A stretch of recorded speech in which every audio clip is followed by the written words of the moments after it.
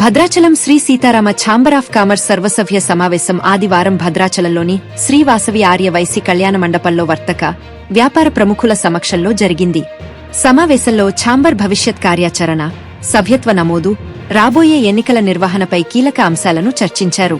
ఈ సందర్భంగా ఛాంబర్ ప్రధాన కార్యదర్శి చారుగుళ్ల శ్రీనివాస్ మాట్లాడుతూ, ఈ నెల 31వ తేదీ వరకు సభ్యత్వ నమోదు ప్రక్రియ కొనసాగు. వ్యాపారస్తుల జనరల్ వార్ సమావేశము స్వాగతం సుస్వాగతం. మాట్లాడుతున్న సంఘం ప్రధాన కార్యదర్శి చారుగుళ్ల శ్రీనివాస్ అదే తుది గడువుగా నిర్ణయించినట్లు తెలిపారు. వ్యాపారులు అందరూ గడువులోపు సభ్యత్వాన్ని నమోదు చేసుకోవాలని కోరారు. త్వరలో కార్యవర్గ సమావేశం నిర్వహించి ఎన్నికల అధికారిని నియమించి ఎన్నికల కమిటీని అధికారికంగా ప్రకటించిన అనంతరం ఎన్నికల ప్రక్రియ ప్రారంభమవుతుందని వెల్లడించారు. ఛాంబర్ అధ్యక్షుడు చారుగుళ్ల దేవి ప్రసాద్ మాట్లాడుతూ, సభ్యులందరి సహకారంతో ఛాంబర్ను మరింత బలోపేతం చేసి వ్యాపారుల సమస్యల పరిష్కారానికి కృషి చేస్తామని తెలిపారు. సమావేశంలో ఛాంబర్ కోశాధికారి బచ్చు శ్రీనివాస్, ఉపాధ్యక్షుడు చెరుకూరి మల్లికార్జునరావు, సహాయ కార్యదర్శి కురిచేటి శ్రీనివాస్, కార్యవర్గ సభ్యులు SK Saleem, Padmanabhuni Ravi, ex officio సభ్యుడు పరిమి సోమశేఖర్ తమ సూచనలు చేశారు. అలాగే యశోద రామచంద్రరావు, తాండ్ర వెంకటరమణారావు, చల్లగుళ్ల నాగేశ్వరరావు, ఇజ్జాడ బాజీరావు, వాకచర్ల లక్ష్మీనారాయణ, దోసపాటి రాములతో పాటు వివిధ వ్యాపార సంఘాల అధ్యక్షులు, ప్రధాన కార్యదర్శులు, కోశాధికారులు, పెద్ద సంఖ్యలో వర్తకులు, వ్యాపారులు పాల్గొని సమావేశాన్ని విజయవంతం చేశారు.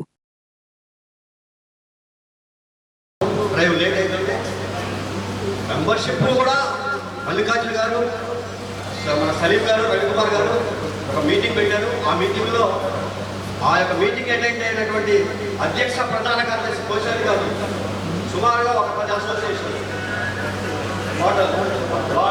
ఆఫ్ కామర్స్ జనరల్ బాడీ సమావేశానికి విచ్చేసిన వ్యాపారస్తులందరికీ నమస్కారం.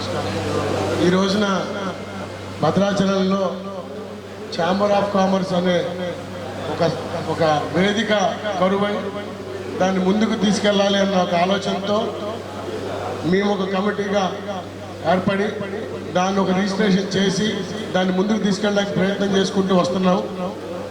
రకరకాల అనివార్య కారణం వల్ల లేట్ అవ్వకుండా వచ్చింది. ఈలోపు రెన్యూల్ అయిపోయింది. మళ్ళీ రెన్యూల్కి పంపించాము. కాబట్టి తొందరగా మేము చేసే కార్యక్రమం మేము చేసాం. ఇప్పుడు అన్నదంతా కూడా మీ చేతుల్లో పెడుతున్నాం. మీరు సభ్యత్వాలు తీసుకొని ఖచ్చితంగా ఒక మంచి ప్రముఖుల చేతుల్లో ఈ ఎలక్షన్ కమిటీని పెడుతున్నాము.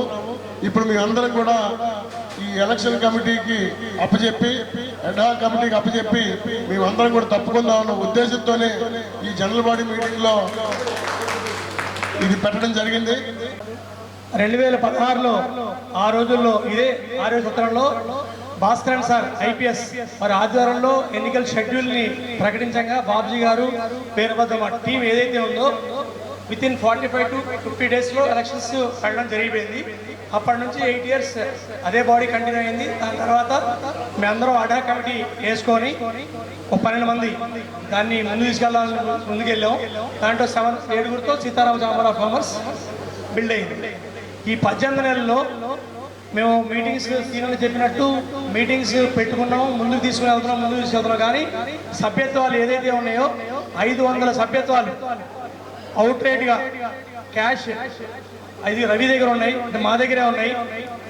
ముందుకు ఎలక్షన్స్ ముందుకు వెళ్ళిపోతూ ఉంటే త్వరగా వెళ్దాం అనుకుంటుంటే వ్యాపారస్తుల దగ్గర ఎవరి దగ్గర ఉన్నాయో కొన్ని అప్లికేషన్ ఇచ్చాం, అవి తిరిగి రాలేదు.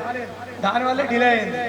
ఇంకోటి ఏంటంటే మనం ఇలా జనరల్ బాడీ మీటింగ్ పెట్టుకొని ఈరోజు జనరల్ బాడీ మీటింగ్ పెట్టడానికి బాగా కృషి చేసిన వ్యక్తుల్లో నేను చెప్పదలుచుకుంది ఏంటంటే కురిశెట్టి శ్రీనివాసం చెప్పవచ్చు. ఎందుకంటే అందరికీ సమయాభావం, బిజీ ఉంటాం కూడా ఆయన ఇనిషియేటివ్ తీసుకొని జనరల్ బాడీ మీటింగ్ పెట్టడానికి ఇచ్చేశాడు.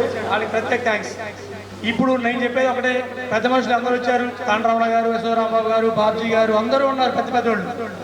ఇంకా ఎలక్షన్స్ని లేట్ చేయకుండా వితిన్ 45 డేస్లో, నా ఉద్దేశం ఏంటంటే 45 డేస్ ఎందుకు చెప్తున్నారంటే ఎలక్షన్ కమిటీ అనేది ఇప్పుడు జనరల్ బాడీ మీటింగ్ పెట్టారు కాబట్టి ఎలక్షన్ కమిటీ వాళ్ళకి సీతారామ ఛాంబర్ ఆఫ్ కామర్స్ మేము ఎవరైతే ఉన్నామో వాళ్ళకి అప్పు చెప్తే ఏదైతే ఈ అప్లికేషన్స్ ఉన్నాయో 500 అప్లికేషన్స్ కూడా మా దగ్గరే ఉన్నాయండి.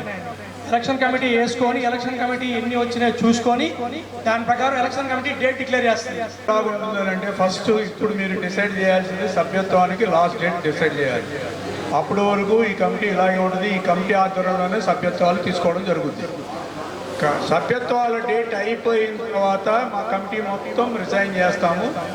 రిజైన్ చేసిన తర్వాత అప్పుడు ఒక హడా కమిటీ వేసుకుని ఆ హడా కమిటీ ఆధ్వర్యంలో ఎలక్షన్ కమిటీకి వెళ్తామండి.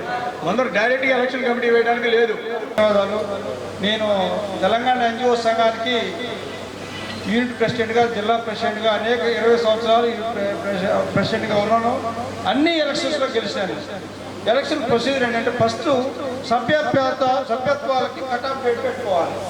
అది 5వ తారీఖు 10వ తారీఖు డేట్. ఆ డేట్ తర్వాత సభ్యత్వాలు నమోదు ఉండకూడదు. అది ఆ కట్ ఆఫ్ డేట్ 5వ పలానా డేట్కి 5 గంటలకా 6 గంటలకా అనేది ఒక కట్ ఆఫ్ డేట్ పెట్టుకోవాలి. ఆ కట్ ఆఫ్ డేట్కి సభ్యత్వం క్లోజ్ అయిపోతుంది.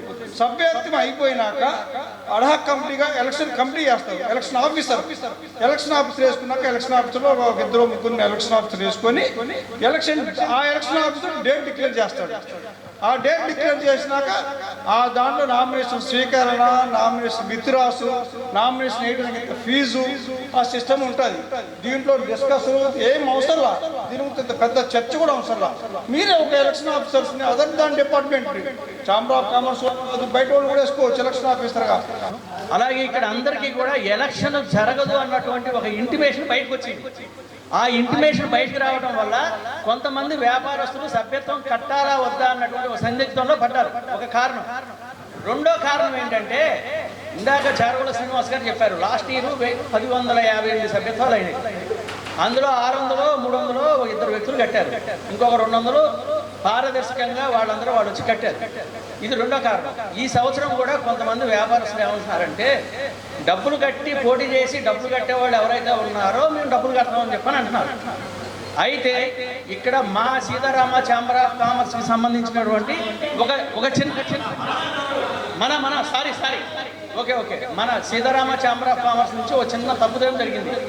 అది ఏంటంటే వాస్తవంగా మన సీతారామ ఛాంబర్ ఆఫ్ కామర్స్ వాస్తవంగా అది ఏంటంటే మన సభ్యత్వ నమోదు కార్యక్రమం సంబంధించి చాలా మంది వ్యాపారస్తులకి సరిగ్గా బయటికి వెళ్ళలేదు.